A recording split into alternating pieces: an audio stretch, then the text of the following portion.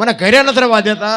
હાસું હાલું જતું હોય, ખોટું હાલું જતું, પણ નથી ખબર પડતી. એની વાત તો ચોખ્ખી જ કરાય ને. આ કર્મની વાત કરે કે કર્મ તમે ખરાબ કરો તો તમારે ભોગવવું પડે. હું માનું છું, હું નથી માનતો એવું નથી, કારણ કે મહાપુરુષો બોલ્યા એ ખોટું ન હોય. પણ હું એમ કહું, ભક્તિ કરે એવડે દુઃખી છે, એટલે દુનિયાના બૂસ મારે એ સુખી છે. એટલે આપણે કર્મની જ વાત છે ને, એ કોકના લઈ લેવા એ કર્મ જ છે ને. તો ઈવડે તમે જુઓ તો 50 લાખની ગાડી લઈને ફરે છે. અમારે મેળ નથી પડતો. રામ જેવા રામને 14 વર્ષ વનમાં રખડવું પડ્યું. બાપુ આપણે ભગવાન કહીએ છીએ, શું કર્મ હશે? આપણે રામ રામ રામ રામ કરીને માળા ફેરવી છે ને. સીતાજી રામને પૈણા આખી જિંદગીમાં હરો દી ન હોઈ ગયો, તો શું એ દીકરીનો કર્મ હશે? અરે મારા રામ બધા વાતું કરે છે, કરમ આમ ને કરમ આમ ને. દ્રૌપદીના ચીર લૂંટાતા ત્યાં કોણ નહોતું? કાળના જડબા ચાલીને ઉભા રાખે એવા પાંડવો હતા. કેટલા કેટલા વીર પુરુષો બેઠા હતા. દીકરીનો શું ગુનો હતો આખી દુનિયાને ખબર છે. શું એનો કર્મ? અખિલ બ્રહ્માંડનો માલિક કૃષ્ણ પરમાત્મા, જેને વિશ્વ બનાવ્યું હોય, એને ખબર ન હોય કે આ બેસ તો ભીલ મન બાણ મારશે, એને ખબર ન હોય? કૃષ્ણ પરમાત્માને ભીલના બાણથી વીંધી નાખે, એનું શું કર્મ હશે? અરે થઈ થાવીને થાશે આવો ત્રિકાળ જ્ઞાની મહાપુરુષ ગંગાનો પુત્ર ભીષ્મ છેલ્લે બાણની પથારીમાં હોવું પડ્યું, એનું શું કર્મ હશે? અરે મૃત્યુ જેનું રોકી શકે, યમના દૂત જેને લેવા માટે આવે, અને યમના દૂતને એમ કે 6 મહિના પછી આવજે બાપુ, પોતાનું મોત રોકી શકે એવો સમર્થ ને સિદ્ધ પુરુષ, એને બાણની પથારીમાં હોવું પડ્યું. શું કર્મ હશે? ગંગા જેવી જનેતા મારા રામ, તમે વિચાર કરજો. કૌરવ પાંડવોનું યુદ્ધ થયું ને, એક નાની એવી વાત ભીષ્મને કે આ માની વાત મારે કેવી છે. જોકે મને બાપુ દીકરીઓની વાતો કર્યું મને બહુ ગમે છે, પણ અમુક દીકરીઓ બાપુ ના, અમુક દીકરીઓના બાપુ પ્રસંગ હું સાંભળું છું ને, તે મને એમ થાય કે ઓહો. એક મા બાપે બાપુ નાની એવી દીકરી હોય, એના ઉછેર માટે મા બાપે કેટલી મહેનત કરી હોય. બધું એને લઈ આવ્યું હોય, ભણાવ્યું હોય, ગણાવ્યું હોય, એને કપડા જે કીધા હોય કપડાં લીધા હોય, વાહન કીધું હોય વાહન લઈ દીધું, મોબાઈલ કીધું મોબાઈલ લઈ દે, અને એના કાળજા ઉપર પગ મૂકીને દીકરી બાપુ વહી જાય. ને અમુક દીકરીઓ બાપુ એમ કે આ મારા મા બાપ નથી, તેથી મા બાપના હૃદય ઉપર શું વીતતી છે ભલામણ.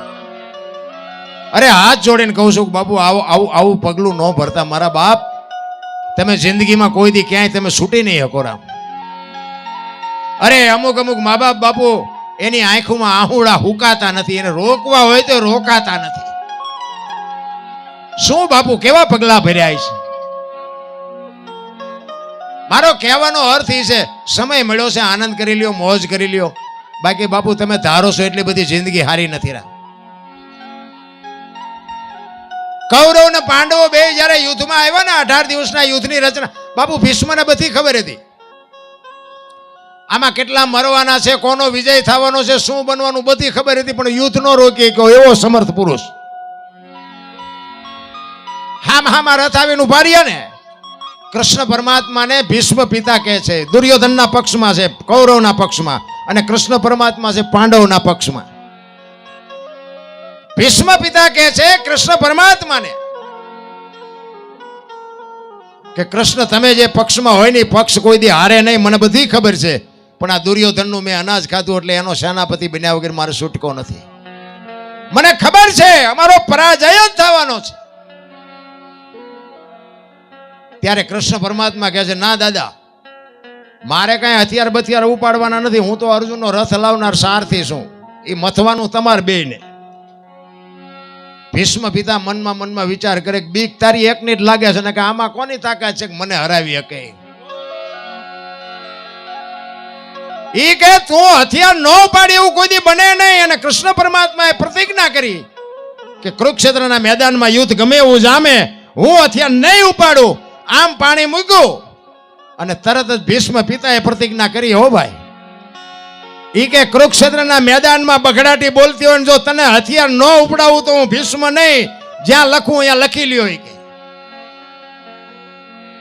અને ચોથા દિવસનું યુદ્ધ હતું ને, તેથી દુર્યોધન દાદા ભીષ્મને કહે છે કે દાદા તમે ખાવ છો મારું, મારા ભેગા રહ્યો છો, મારો રથ, મારા હથિયાર, અને અર્જુનને મારો એ તમારા ડાબા હાથનો ખેલ છે. 4 દી થી યુદ્ધ તમે અર્જુનને મારી ન શકો, આ તો કમાલ ન કહેવાય. અને આટલી વાત કરીને બાપુ રૂવાડા સમ સમ સમ સમ ભીષ્મના ઊભા થઈ ગયા હો. અને એ જ વખતે જાહેર કર્યું કે કાલ નપાંડવી પૃથ્વી કરી નાખું, પાંડવ જેવું નામ ન રવા દઉં કાલ. અને કૃષ્ણ પરમાત્માના બાપુ વાટ્યા હોય તો લોકો દાદો બોલ્યો, કાલનું શું પરિણામ આવે કઈ કહેવાય નહીં. કારણ કે કૃષ્ણ પરમાત્મા અને સામે ભીષ્મ, એને ખબર ન હોય કે ભીષ્મની શું શક્તિ છે. રાતે પૂનમનો ચંદ્રમા ખીલ્યો છે, કુરુક્ષેત્રના મેદાનમાં કૃષ્ણ પરમાત્મા વાયા હાથ રાખી અને વિચાર કરીને રખડે છે મેદાનમાં. કે દાદા ભીષ્મ આવું બોલ્યા છે, કાલનું શું થશે એ વિચાર કરતા કરતા બધા પોતપોતાની સાવણીમાં હુતા છે, પણ કૃષ્ણ પરમાત્માને નીંદર નથી આવતી. એ મેદાનમાં રખડતા હતા, એમાં એક સ્ત્રીને જોવે છે. એક સ્ત્રી રાતે હોય છે, સફેદ વસ્ત્રો પહેર્યા છે. કૃષ્ણ પરમાત્માને થયું કે અત્યારે બૈરું કોણ આયા? અને અહીંયા જઈને કીધું કે માં કોણ છો? અને આમ બાપુ જોગમાં સફેદ વસ્ત્ર પહેરીને ઊભી થયો માં. એ કે હું ભીષ્મની માં ગંગા છું.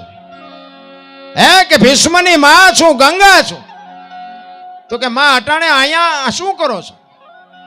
એ કે કાલ મારો દીકરો અહીં પડવાનો છે ને, એને કાંટા ને કાંકરા ન વાગે એટલે વીણવા આવીશું.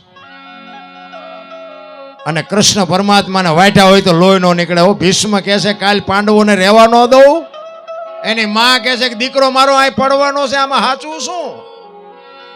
ઘુમરે નાખ્યા હો કૃષ્ણ પરમાત્માને.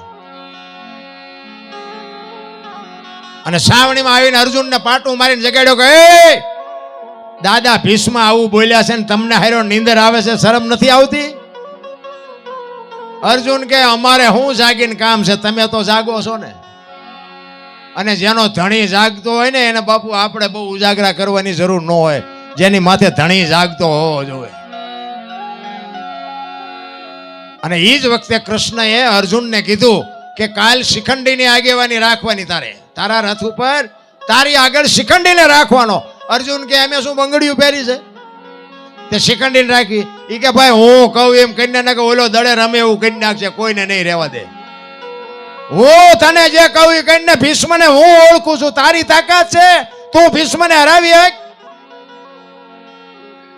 એ હામાં રથ આવ્યા ને અર્જુનના રથ ઉપર બાપુ શિખંડીને જોયો ને, ભીષ્મે તરત હથિયાર મૂકી દીધા કે હેઠ તમારી જાતના બાયલાઓ આવા રાંકા આગળ રાખીને મારી હારે લડવા આવો છો.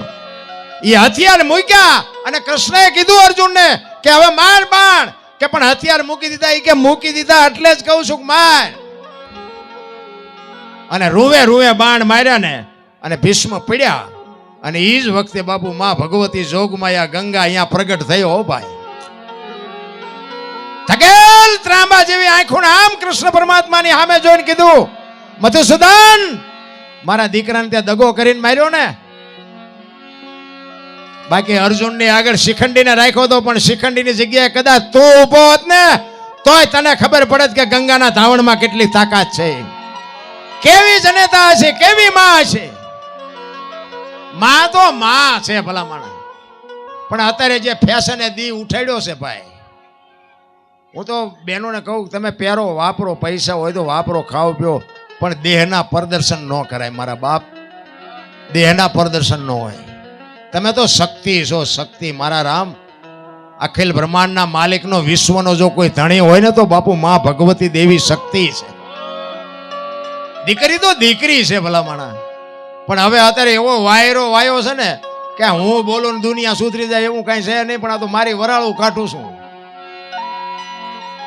પણ કદાચ આમાંથી મારી વાત કોઈ બે દીકરીઓને કે બે દીકરાને જો મારી વાત અડી જાય, મને એમ થાય કે બસ મારી રાત સુધરી જાય. બાકી આપણો કોઈ બીજો ઈરાદો છે ને. મારે કોઈને વેરાગ નથી લગાડવો. હું તો બસ ગમે ત્યાં પ્રોગ્રામમાં જાઉં ને મને એમ થાય કે બે જણાને મારી વાત ગમે ને એટલે મને એમ થાય કે બસ મારી રાત સફળ થઈ ગઈ આજે. અને હું એક દીએ ઘરે હમણાં ભજન ગાતો તો મારો દીકરો છે, એને પૂછો તમે, એક દી મને માણા ઘરે મને એમ થાય કે મને સાંભળે છે, પ્રેમથી સાંભળે. અને બાપુ આપણી પાસે સાંભળે એવું જ છે. આમાંથી હું ગમે એટલું બોલું ને આમાંથી તમે ઘડિયાળમાં ન જોવું પડે, આપણને ખબર. જો તમને ભજનનો પ્રેમ હોય તો, અને ભજનમાં જો બેઠા હોય ને, તમારામાં જો ભજન બેહે ને તો બંગાહું ન આવે, સૂરજ નારાયણ ઉગે જો ભજનમાં હોય તો. એક બેન હતા ને બાજુના ગામમાં, કથા બેઠી હતી. એના ઘરવાળાને કે કથા સાંભળવા જવું, કે જાને ભાઈ હા સુધી નિરાય. જીયા બેન કથા સાંભળવા હાજે આવ્યા. એનો ઘરવાળો કે કથા સાંભળવા ગઈ હતી, કે હા. કે શું બાપુ વાંચતા હતા? એ કે માંડવા માંડવા માંડવા, કેટલા બધા માંડવા. એ કે પણ બાપુ શું વાત, કેવડા મોટા સેપેલા ને કેટલું રાંધેલું ને કેટલું બધું માણા ખાતું હતું. પણ કે બાપુ શું વાંચતા હતા? એ તો કે મોટા મોટા સગડોળ ને મોટી મોટી સકડીઓ ને કેટલી રમકડાની દુકાનો. પણ એ કે બાપુ શું વાંચતા હતા? એ કે એટલા બધા માણામાં થોડું સંભળાય, નકરી બહાર બહાર જ રખડી. કથામાં બેઠી હોય તો કથા એનામાં બેહે ને. એમ આપણને નથી લાગતું આપણે હજી બહાર બહાર રખડતા હોય એવું નથી લાગતું? એક કાકા છે ને, કાકા કથામાં જતા, એટલે કથામાં નહીં, જાત્રામાં હાલી તે ખાટલો ભેગો લઈ જાય. ભેગો ખાટલો લીધેલો. કોકે કીધું કે ખાટલો હાલીને જાવું ને ખાટલો, એ કે મને હેઠે નીંદર ન આવે. તે 100 કલાક ખાટલામાં હુવે ને 18 કલાક ખાટલો ઉપાડે. આપણને એવું નથી લાગતું? જોઈ છે 2 રોટલી ને વજન કેટલો ઉપાડવી આપણે? 18 કલાક નો ઉપાડતા એવું નથી લાગતું? માપે માપે હાલો. બાકી મારો નાથ કીડીને કણ હાથીને મણ બાપુ 1000 હાથ વાળો પૂરું કરે છે. ભલે આપણે પુરુષાર્થ કરવો પડે, એમાં કોઈ મારી ના નથી, પણ માપે માપે. આપણી પાસે કાંઈ નહોતું ને એટલું બધું આપ્યું. આવા મકાન આપણા ગઢાય ભાડ્યા હતા. વરસાદ થાય તો આખા ઘરના બકડિયા લઈને રખડતા હોય, દંદુડિયું જ થતી હોય, એટલે હું ઉચારે 3 માળના મકાન છે તો સંતોષ નથી ભલામણ. મારો કહેવાનો મિનિંગ કંઈક બાપુ માપ તો હોય ને. પછી હજી લાય ત્યાં ફડાઈ ગયો, ફૂટી જાય ગયા. તો આ ભેગું કરી કરીને ખાવાનું કોને ક્યારે? પછી વાયા જો પરજા હારી હોય તો વાંધો નહીં, નાખે તો જુગારમાં 2 બાઈટમાં પૂરું કરી નાખે. કાંઈક મહેનત નું હોય તો કંઈક રહે ને, કંઈક સારું સાચા ઠેકાણે કંઈક મેળવેલું હોય તો રે, નકર ન રે.